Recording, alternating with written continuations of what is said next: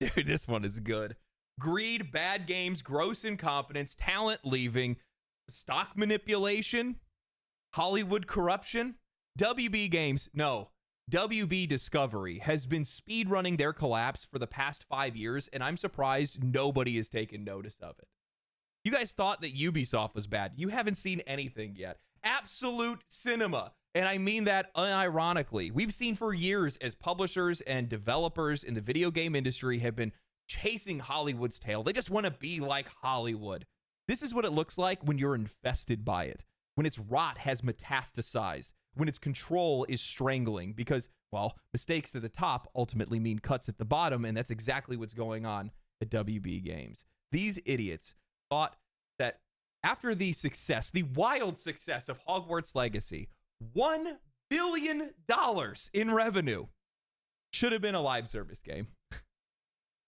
While yes, Suicide Squad Kills the Justice League and Multiverses were financial failures for them, up to $400 million burned on the pyre of misguided games, they're not the problem. They're not what caused this situation. This is a company that is struggling to make games, struggling to make movies, and also struggling to find their way out of $40 billion in debt. This is not a closure. This is a cave-in. But before that, today's sponsor. Crystal of Atlan is a brand new MMORPG that delivers fast, fluid combat in a stunning Magipunk world filled with ancient secrets, powerful factions, and high-intensity battles. This isn't just about flashy effects. Every fight feels responsive with smooth combos, precise skill executions, and aerial combat systems that let you juggle enemies in midair. Whether you're diving into challenging team battles, exploring ancient ruins, or taking on powerful bosses, the game keeps you engaged and in control. And right now, pre-registration is open, meaning that you can unlock exclusive milestone rewards, including the Legend Returns outfit and a stack of in-game bonuses. And here's the kicker. If 8 million players sign up, everyone gets every milestone reward unlocked. But that's not all. By pre-registering, you also get a shot at winning an iPhone 16 Pro Max, a PlayStation 5 Pro, Apple Watch Ultra 2, AirPods Max, and more in the Magitech Summit event. So if you want to experience an MMORPG that looks incredible and plays even better, now is the time. Pre-register now using the link in the description or pinned comment below and claim your rewards before launch. Thank you to Crystal of Atlan for sponsoring today's video. Warner Brother Games isn't just shutting down, it's actively self-destructing. Monolith Productions, dead. Player First Games, gone. WB Games San Diego, buried. Now, if you've been paying attention at all, this should come as no surprise because WB Games has been on a downward spiral for years. Not because they don't have the talent, not because they don't have the valuable franchises, but because they have no clue what to do with them. And it's not just their gaming division. This is a WB Discovery problem, a company so deep in debt, so mismanaged, so financially unstable that they're throwing everything at the wall, praying that something sticks. They aren't thinking about delivering value to their customers, and I don't actually think they're even thinking about how to generate revenue at all, because whether it's TV, movies, or video games, the entire company is hemorrhaging money. A lot of people want to assume that this has something to do with Suicide Squad Kills the Justice League or Multiverses, but if we look at WB Discovery overall, $34.6 billion in net debt, a $494 million net loss in Q4 alone, a 29% drop in game revenue year over year, a 9% drop in theatrical revenue because movies are flopping, a 16% drop in TV ad revenue because nobody's watching any of their networks. The only thing keeping them alive isn't gaming, isn't movies, isn't streaming, it's licensing deals. They're making more money off of other people using their IPs than they can themselves. And that's the real problem here because WB Discovery isn't in business of making great games or entertainment. They're in business just trying to survive until the next quarterly earnings call. And survival means squeezing every last drop out of whatever they own, no matter how much it kills their long-term success because, well, this leadership isn't interested in long-term success. WB Games isn't dying because of bad luck, not because of 1 or 2 bad games, but because of their own absolute unrelenting stupidity and the sheer desperation of a company that has no options left. What's crazy is things didn't used to be like this. Everybody knows who Warner Brothers is. The Harry Potter movies, The Hangover, Twister, Mad Max, Terminator, The Matrix, Troy, the Batman movies, 300. Warner Brothers has made some of the most timeless movies imaginable, and they have a few still left in the tank. I know I've really enjoyed the Dune movies, and I know a lot of people really enjoyed the Barbie movie. That made a lot of money. They've also had some of the biggest gaming franchises in the industry, not just profitable, but respected. The Batman Arkham series weren't just great superhero games, they redefined the genre and set a gold standard that even the Spider-Man games are still being compared to today. Middle-earth's Shadow of Mordor was a breakout success, introducing the Nemesis system, one of the most innovative and famous mechanics in modern gaming, where your actions were actually remembered by your enemies, and as the orcs would rise and fall within their hierarchy, it would lead to emergent gameplay where your enemies would actually grow stronger and remember you and want to take revenge on you. They've made the Lego games massively popular. Simple, fun, co-op friendly games, actually consumer friendly titles that have sold millions. Mortal Kombat, one of their only real true gaming first IPs that they purchased from Midway back in 2009, a franchise that's been around for over 30 years. Now that I think about it, I'm struggling to figure out why they haven't captured on any of those properties that they got from the Midway deal. Rampage, NBA Jam, Cruisin' USA, NFL Blitz. For a while, WB Games was on fire. They had brand recognition from their movies, talented studios, strong IPs, and most importantly, they were letting their teams actually make great games. But then, well, WB does what this industry always does. They got greedy. I think the turning point, at least for WB Games, was back in 2017, because this is when they released Shadow of War, and instead of building on what made the predecessor such a major success, they ended up poisoning the game with some of the worst microtransactions this industry has ever seen. Loot boxes, pay-to-win mechanics, a grindy endgame that literally pushed players towards spending real money just to be able to get through the final phases of a premium title. It was so bad that even after the game had sold millions of copies, WB still somehow lost money on it. They actually managed to make a best-selling game unprofitable, literally snatching defeat from the jaws of victory. Back then, we were already starting to see the signs of change. Their entire perspective had shifted away from the people that were actually buying their products and onto the investors that were demanding more short-term gains. And all of this gets even more worse when you're a game publisher that's owned by an inept entertainment company that's leadership is desperately trying to sell out. I'm shocked that nobody else has caught on to this, but it perfectly explains why WB is so greedy, why they are in so much debt, and also why they had to close their studios. While I'm seeing a lot of people in media squarely put the blame on WB Games itself, almost all of these issues stem from the parent company as AT&T spun off Warner Media to merge it with Discovery. Many people are blind to the fact that we're essentially seeing the aftershocks of failed corporate fraud in slow motion. The entire Warner Brothers Discovery merger wasn't about creating a stronger media giant, it was about bloating the company's value so executives could cash out at the highest price possible. This is the exact same playbook that Embracer Group ran when they were on their insane buying spree, acquiring a ton of IPs and studios, not because they had any long-term vision for them, but because they wanted to make themselves look like an irresistible acquisition target. Sadly, this didn't play out for them, and Savvy Games Group backed out of the $2 billion deal that they were working on. WB was doing the exact same thing. They weren't building for the future, they were stuffing the books, cutting costs, inflating value, and positioning themselves for a massive payday. The plan they had was to sell out to Paramount. They thought that they could flip the company for a high value, rake in billions, and then leave someone else to deal with the fallout.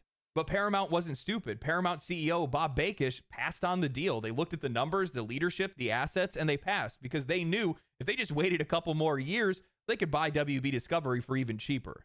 It's always the people that think they're the smartest that end up being the dumbest. While these schemes have definitely worked in the past, it's in every CEO's playbook nowadays. And given how much inflated value the company had during lockdowns, like every other company, we see now that they've lost 50% of their value from 2021 to today. Now they're stuck holding the bag. And the worst part is, well, they didn't even have a plan B. It seems like their corporate leadership's entire strategy was built around flipping the company for a profit, but when that failed, WB is now left with $40 billion in debt and a bloated, failing media empire with no real direction. That's why they've been floundering ever since. Even with a few successful movies, even with Hogwarts Legacy breaking records, even with Mortal Kombat 1 selling well. Because at the end of the day, this modern WB or WB Discovery wasn't ever supposed to be a long-term success. It was a pump and dump scheme that just didn't pan out. And when you take the time to think about it, they're really one of the only publishers that's out there outside of the console makers where their financial success isn't necessarily tied to the games that they make. Because if WB Discovery is failing, then WB Games is failing by extension. So they're screwed no matter what they do.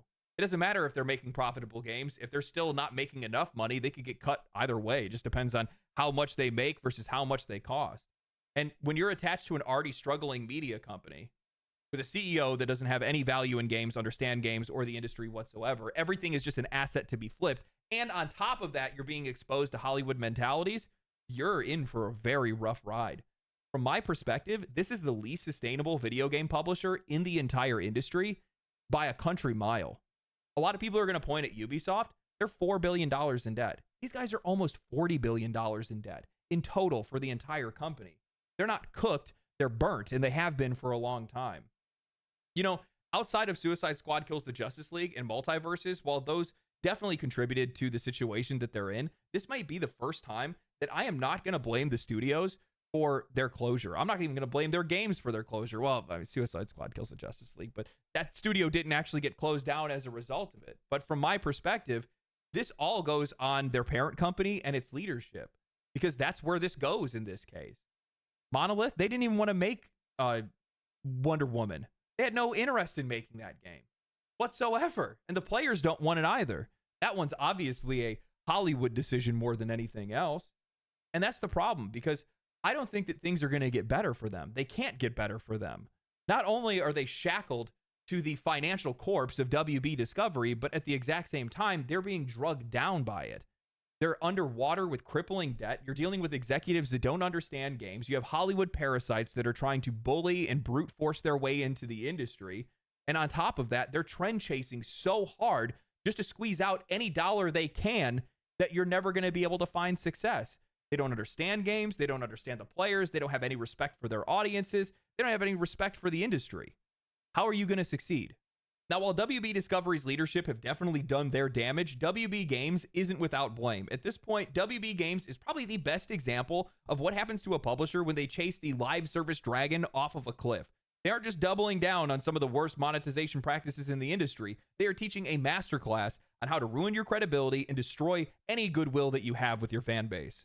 Mortal Kombat used to be about skill, competition, and unlocking content through gameplay, but not anymore. With Mortal Kombat 1, WB cranked the monetization to disgusting levels, locking even the most basic customization behind real money purchases. Fatalities, the literal defining feature of the franchise, lock behind premium purchases. They have cosmetics that can cost more than the actual game, season passes, battle passes, and event cosmetics, forcing players to grind endlessly or pay up before that content disappears forever. Overpriced premium currency scams, where the bundles are priced in a way that forces you to buy more than you actually need, leaving you with leftover credits, hoping that you're going to spend even more money. At this point, Mortal Kombat isn't a game, it's just a monetization platform with some fighting mechanics attached to it. And if you think that's bad, WB straight up ran one of the biggest live service scams in recent memory with Multiverses. When Multiverses launched into open beta in July 2022, it quickly gained massive popularity, pulling over 20 million players and generating millions in revenue through founders packs, battle passes, premium currency, and cash shops full of cosmetics. It didn't feel like a beta. It sure as the heck wasn't sold like a beta. WB was marketing this like it was a full release, running seasonal events and treating it like it was a long-term investment. And then they shut it down.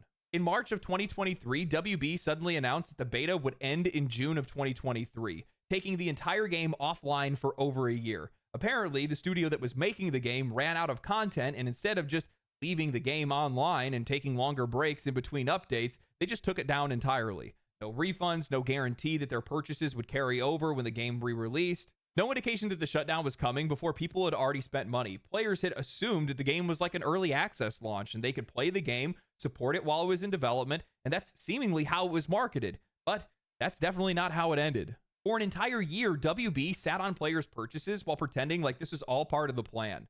Then, in May of 2024, Multiverses reached its full release, and 8 months later, WB said it was going to get its final season. Now, Multiverses is shutting down for good on May 30th, 2025. That means that everybody who supported the game, anybody who bought battle passes, the founders packs, character unlocks, skins, or premium currency twice now, have nothing to show for it. WB took money from players not once, but twice, and then killed the game anyway. This is what live service games are at their worst. A game that was never designed to last, only to extract as much money from people as possible before vanishing into thin air. Then we have Rocksteady, the studio that gave us Arkham Asylum, Arkham City, and Arkham Knight, one of the most respected, beloved, and talented single-player developers in the industry, forced to make a live service dumpster fire that completely destroyed their reputation. WB took a single-player studio known for immersive, narrative-driven games and made them build a looter-shooter with brain-dead RPG mechanics with some of the most ugliest character designs that I've seen in any game, battle passes, and always online. While there were some rumors that this game was originally pitched by Rocksteady, it wasn't. It was a rebooted corpse of a game that was brought over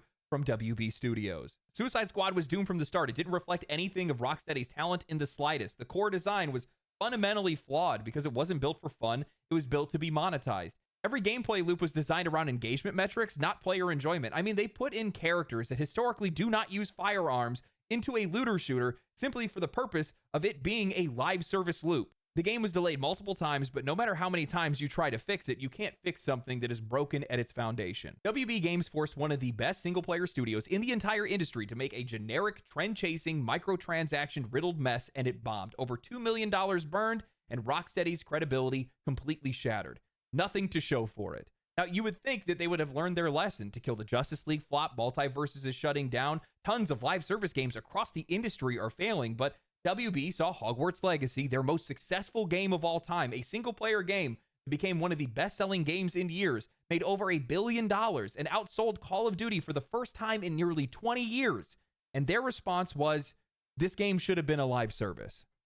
WB CEO of Global Streaming and Games, JB Perret, was asked about the failure of Suicide Squad Kills the Justice League and the success of Hogwarts Legacy. He claimed that the AAA space was too volatile and suggested the best solution was to focus on live service games, saying, rather than launching a one-and-done console game, how do we develop a game around, for example, a Hogwarts Legacy or Harry Potter that is a live service that people can live and work and build and play in a world in an ongoing basis? Live service games are far more volatile than single-player games and AAA games, and it's not even close. At least that's what I've observed. That's what I've seen gone down over the last couple of years. Take the time to think about it. If you actually do your research and you're making sure to deliver something that players are looking for, if you're making sure not to beat them over the head with any social political messaging or anything like that, if you're selling the game at a fair price and you're budgeting that game the right way, there's a good chance that you're going to make your money back. But with a live service game, you're going to spend the same amount of time, same amount of money making a game that you need to put out for free to be able to get players in the first place, and you don't even know if it's going to be successful. There's so many factors that could work against you that are outside of your control that could go wrong. What if the economy gets flipped upside down? People don't have the time to spend on a live service game. They can't keep up with the grind. They can't spend on the microtransactions. What if another game comes out around the same time that you didn't know anything about, and all of a sudden they take all of your audience and now you're left with nothing? That's happened to a lot of games. What if trends change? Because Lord knows you guys are never ahead of the curve in the first place, and all of a sudden people aren't interested in whatever kind of game that you're putting out. Why is winning the lottery becoming the default option for some of these companies to find sustainability? What are you doing? You just lost $300 million on live service games. You had Avalanche take 4 years to make a game that made you $1 billion.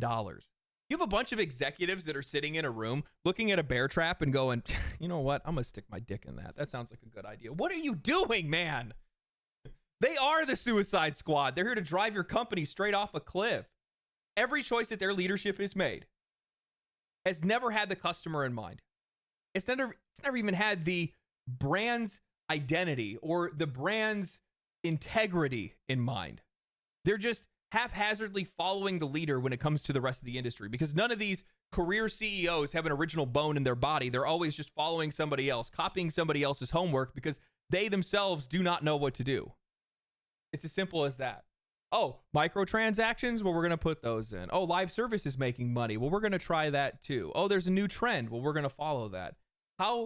There's no iteration. There's no innovation. How do you expect to find success? How do you expect to get better? You can't. What am I talking about? This is Hollywood. That's exactly what they do. WB Games isn't just failing because of bad business decisions. It's failing because it no longer operates like a video game company. It's been completely hijacked by Hollywood at this point, infected with the same risk-adverse, trend-chasing, creatively bankrupt mindset that's been running the film industry into the ground for the past decade. These people do not understand games, they don't respect games, and most importantly, they don't even know how to let their studios succeed. Instead of nurturing their studios, giving them the space they need to be able to create original ideas, or even just let them build strong standalone franchises, WB has shackled them to fleeting relevance of their movie and comic book IPs. There's a reason why some of the greatest studios in the industry are the ones that forge their own path. From Software, Nintendo, Capcom, even companies like Larian and Grinding Gear Games. They don't need to wait for a movie success to be able to dictate their next project. They create their own success. They make their success. But WB, they are slaves to their film division. WB's entire creative output is dictated by whatever comic book adaptation, movie reboot, or soulless franchise extension is currently being pushed by Hollywood. If a movie flops, the game is going to flop. If the franchise loses relevance, the studio is out of work. You can't build a successful gaming division like this. Look at what happened with Suicide Squad Kills the Justice League. There was no reason for this game to exist other than the fact that WB had a Suicide Squad movie in development and thought that this could ride on brand recognition. But Suicide Squad wasn't exactly a beloved household name. It wasn't Spider-Man, it wasn't Batman, it wasn't the Avengers. WB has spent years desperately trying to turn the DC universe into something as big as the Marvel's MCU, but their movies have never had the same impact. They've never built the same goodwill. They've never had the same level of interest. What's funny is that while even Marvel-related superhero games have also struggled the past few years outside of Spider-Man and the recent hit in Marvel Rivals. So when Rocksteady, a studio known for meticulously crafted single-player Batman games, was suddenly forced to make a live service looter shooter about Suicide Squad, it was already doomed. The movie itself wasn't even a major hit, so what makes them think a cringe-filled, trend-chasing live service looter shooter was going to appeal to anyone? This was a Hollywood decision, not a gaming decision. Nobody at Rocksteady pitched this idea. Nobody at WB Games, if left to their own devices, would have made this their next project. This was purely a case of a game being made to sync up with a movie release, and like clockwork, it backfired spectacularly. And Suicide Squad isn't the only casualty. Look at what happened with the canceled Flash game. WB had a Flash movie in the works. They greenlit the Flash game. The movie flopped. They canceled the game. That's how this company operates. They aren't making games to stand on their own. They're making products that are there to be able to support whatever's on their film slate. If a game studio's entire fate is tied to whether or not the latest DC movie or WB movie performs well, then how the hell are any of these studios supposed to survive? They didn't even realize they were looking the gift horse in the mouth, because this is exactly why Rocksteady's Arkham series was so successful, because it wasn't tied to the movies. It wasn't piggybacking off of Christopher Nolan's Batman films. It was its own thing. It was a game-first vision of Batman, built from the ground up with mechanics, storytelling, and world design to fit that medium. But WB doesn't seem to understand that anymore. Instead of letting their studios define whatever their own creative vision is, they are assigning them whatever IP needs a game at the moment. That's how Monolith, a studio that revolutionized open world design with the Nemesis system with Shadow of Mordor, ended up making a Wonder Woman game. Now, I'm not saying that Wonder Woman is a bad character for a video game, but under WB, this was never going to work. A Hollywood-driven Wonder Woman game made by an American studio for an audience that overwhelmingly consists of young men. Published by WB Games. This had disaster written all over it. Nobody wanted this game, nobody asked for this game, and in all likelihood, Monolith didn't even want to make it. WB had a DC-shaped hole in their release schedule, and they just shoved Monolith into it. If this game ever would have saw the light of day, it 100% would have turned into yet another strong female protagonist lecture disguised as a video game, because that's how Hollywood sees Wonder Woman. For me, the only way that a Wonder Woman game would have worked is if it was made by a studio that understood how to handle action, spectacle, and combat systems that really make the character feel powerful. Someone like, I don't know, Platinum Games, maybe under the direction of Yoko Taro, where the gameplay actually sells the fantasy of being an unstoppable warrior, but WB would have never gone in that direction because, they don't want a game that delivers on fantasy. They would rather have a game that would reinforce a message. And this is the nail in the coffin for me, because I don't think that WB Games really has much of a future. It has no identity beyond their IP. It's not a creative powerhouse. It's not a innovative publisher. It's just a marketing arm for WB Discovery and whatever they're trying to push. Their developers have no freedom, and they're shackled to the debt of their parent company. That's why there's no room for mistakes. That's why they're hemorrhaging money, closing studios, and turning IPs into cheap cash grabs. Because at the end of the day, WB Discovery doesn't make games. They're making excuses. So we know that Suicide Squad Kills the Justice League had journal entries from Lex Luthor that were talking about how Wonder Woman had to suffer through toxic masculinity. The horror. I know. We also know that Monolith had retooled the Nemesis system. To be about friendship in the next game for Wonder Woman. When they forced that studio to make the Wonder Woman game and ditch the game that they were making before, they forced out all of the top talent that they had that had built that studio to what it was. Those guys went over. They're now working on a Black Panther game for a new studio that they created. How do you think ideas like that Wonder Woman game, how do you think that ideas like the Suicide Squad game come into these studios? What ends up happening, and I guarantee a lot of you guys have been through this before. Have you ever been at a company that had a big leadership shakeup where people left and then executive management came in and they were the one calling the shots? They were the one trying to influence the direction of everything. Where before, your boss would give you the freedom to be able to do your job the best way that you could get it done, the highest quality way that you could get it done. They let you get away with quite a lot of things. Corporate comes in, you can't even breathe without them noticing. Then what they do is by the time they actually get out of there and they stop messing around with everything, completely derailing the way that things are made, well, the next person they put in replace is somebody that shares their values, shares their ideas, and shares their perspective, shares their vision. That's what happened to these studios. They had incredible leadership. They had incredible talent at these studios.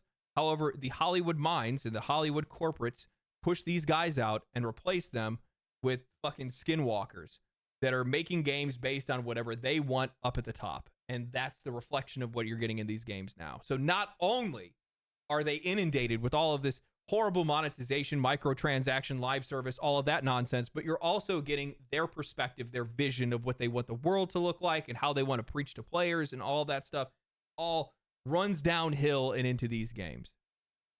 This is the story of a publisher where everything is going wrong all at once, all over the place.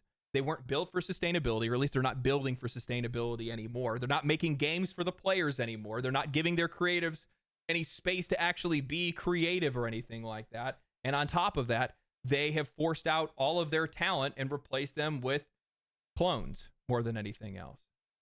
The only studio that they have that is still its original nuts and bolts right now is Avalanche. And to be honest with you, it's not going to be very long before they won't have them either. Why would they? If they've already done it to these other studios, it's going to happen to this one too eventually. Success only lasts so long. I hope you guys enjoyed the video. I did. I enjoy researching these kind of things. If you guys did enjoy the video, make sure you like the video, subscribe to the channel, share it to your friends. Comment down below. Let me know what favorite games these guys made for you and what you think of their future and what you think is going to happen next. I do not foresee good things for them. Not at all. Worse than probably any game publisher in the entire industry at this point. But we'll see. Stranger things have happened. Stay cool, stay righteous, stay safe. I'll catch you guys in the next one. Peace. Family, family, family, family.